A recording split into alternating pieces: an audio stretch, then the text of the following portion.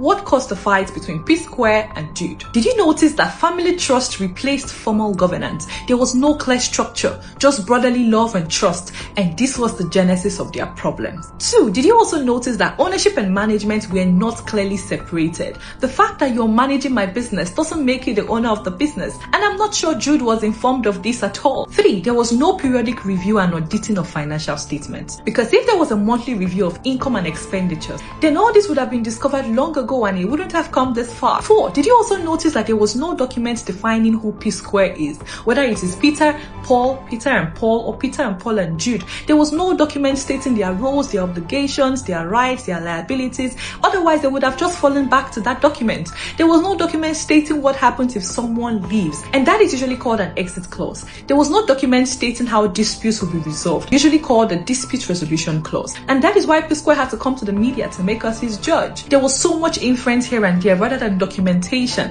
I think, I didn't think, I asked. No documentation means no certainty. Now, the Psquare story is not a warning against doing business with your family. It is a warning against undocumented power. In business, love may start a journey, talents may create the value, but structure is what preserves everything. If you can't explain who owns the brand, who controls the money, who can sign and who cannot sign, you don't have a business, you have a hope.